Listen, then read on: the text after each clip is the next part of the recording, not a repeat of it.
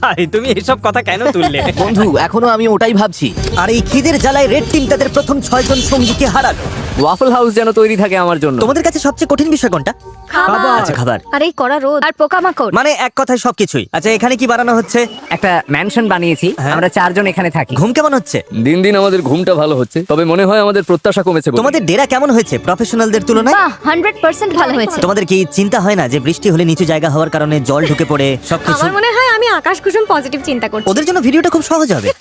সেটার ব্যাপারে আমি ঠিক নিশ্চিত নই। জিমি, তোমাদের অভিজ্ঞতাকে কিভাবে দেখছো প্রফেশনালদের তুলনায়? আমার মনে হয় ওদের বেশিরভাগই বাড়ি চলে গেছে। সবাই যেহেতু এক্সপার্ট, তাই কে কি করবে সেটা নিয়ে হয়তো সবার মধ্যে রেষারেষি চলছে, কারণ সবার কাছে নিজের আইডিয়া সেটা। তার ধারণা খুব একটা ভুল ছিল না। আমাদের আজ খাওয়া উচিত নয়। এই খাবার 50 জন মানুষের মধ্যে বেশি দিন টিকবে না। এটা কিন্তু সবার সিদ্ধান্ত।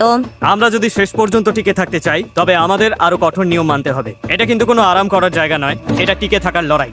আর দুই দল থেকেই এলিমিনেট হবার ঘটনা চলতেই থাকলো। আমি তোমাদের সবার ভাগের খাবার খেয়ে নেব। তাই এলিমিনেশন আটকাতে পরের দিন সকালে রেড টিমের শেফ ব্রিটনি ব্রেকফাস্ট বানাতে চেষ্টা করলো। সবাই চলে এসো। ও না, ধুর, সরি গাইস। আর সেই খাবারের রিভিউ ছিল মানে জঘন্য। ভালো নয়। এখন আমার পেট খারাপ হচ্ছে, আমি আর কিছুই খেতে পারছি না। আমি বাড়ি যেতে চাই। ঠিক বলেছো বন্ধু। হেল্প।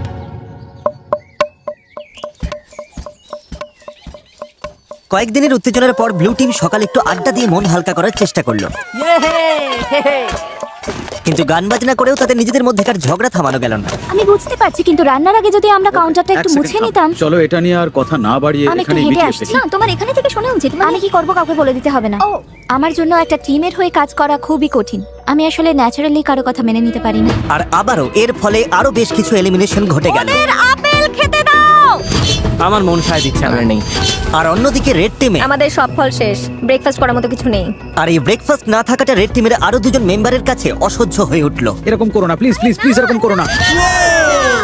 আমি মিল্কশেক খুব মিস করছি। আমার মিল্কশেক খেতে ইচ্ছে করছে। আর ঠিক যেমন ওরা জানে না প্রতিপক্ষ দলে কে কে বাকি আছে, এই ভিডিওর শেষ পর্যন্ত আপনারাও তা জানতে পারবেন না। আমরা এখন যা করতে যাচ্ছি তাই ভিডিওর মোড় পুরোপুরি ঘুরিয়ে দেবে। ওরে বাবা, কি একটা হচ্ছে? গাড়ি তুমি আসছে। কি দেখতে পাচ্ছো? ওটা জিমি। যাক বাঁচা গেল। আমি হর্ন দিলেই ব্যাগটা ছুড়ে দেবে। ও জোরেই গাড়ি চালাচ্ছে, আমার তো খুব ভয় লাগছে। Delivery, special delivery. যাও যাও, জলদি যাও। আরে জিমি এসে গেছে। এবার প্রফেশনালদের কিছু দেওয়া যাক। মনে হচ্ছে ওটা জিমির টুপি। আরে ওটা কি? হ্যাঁ ওদের কাছে এক বস্তা খাবার আছে। এই কেমন আছো? আরে জিমি, এবার দেখা যাবে ওরা কি টিম হিসেবে একজোট থাকতে পারে নাকি এটা ওদের একে অপরের থেকে আলাদা করে দেয়। কি লেখা আছে? ঠিক আছে, দুই দলের কাছেই 50 ক্যান করে খাবার আছে। আগামী 72 ঘন্টার মধ্যে যে দল সবচেয়ে বেশি না খোলা ক্যান ফেরত দিতে পারবে তারা পুরস্কার যদি দুই পাবে, দলের কিন্তু মধ্যে খেলাটা টাই টাই হলে হয়? কেউ কিছুই পাবে না। কোনো দলই জিতবে না। আমার মতে আমাদের সব খেয়ে ফেলা উচিত।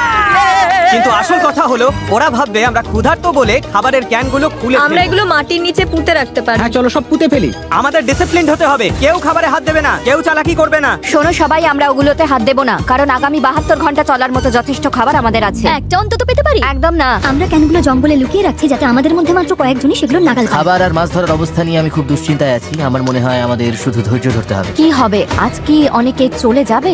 যদি তারা জানতে পারে যে আমরা ক্যানগুলো খুলবো না, তাহলে অবশ্যই যাবে। সূর্য উঠছে, আজ অষ্টম দিন, আকাশটা বেশ মেঘলা। দাঁড়াও তোমাদের দেখা